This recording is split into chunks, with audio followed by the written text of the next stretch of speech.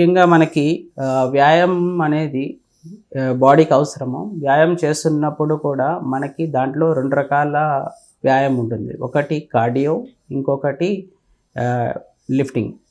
So, cardio అనేది ఏంటంటే మెయిన్‌గా మనకి స్టామినా పెంచుకోవడానికి. వేరాజ్ లిఫ్టింగ్ అనేది దానివల్ల మజిల్ బల్క్ అనేది పెరుగుతుంది.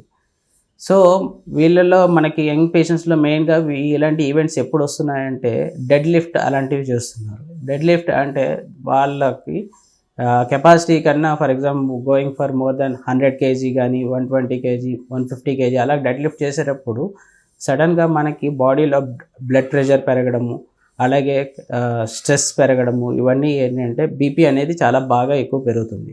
ఆ టైంలో ఉన్నప్పుడు గుండె మీద కొంచెం భారం పడుతుంది. ఈ టైంలో మనకి ఏమైనా వచ్చి ఇప్పుడు ఎలాంటి రిస్క్ ఫ్యాక్టర్స్ ఉన్న పేషెంట్స్‌లో for example smoking, drinking and also కొంచెం ఫ్యామిలీ హిస్టరీ ఉన్న పేషెంట్స్‌లో ఈ యాక్టివిటీస్ వల్ల ఏమవుతుందంటే సడెన్‌గా గుండెలో యొక్క లయ తప్పుతుంది. దానివల్ల ఏమవుతుందంటే సడెన్‌గా గుండె వేగంగా కొట్టుకోవడం, దానివల్ల సడెన్‌గా రక్త ప్రసరణ మెదడుకి తక్కువగా ఉండడం, లేకపోతే సడెన్‌గా దీనివల్ల మరీ ఎక్కువైతే అన్‌స్టేబుల్‌గానే అయితే ఒకసారి పేషెంట్ యొక్క ప్రాణాలు పోయే అవకాశాలు కూడా ఉన్నాయి.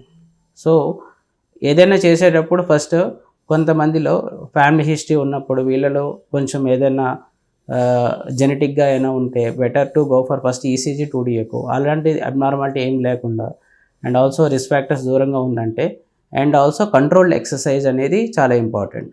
ఒకేసారి డైరెక్ట్‌గా ఎక్స్‌ట్రీమ్ హై వెయిట్స్ చేస్తే ఇలాంటివి వచ్చే అవకాశాలున్నాయి.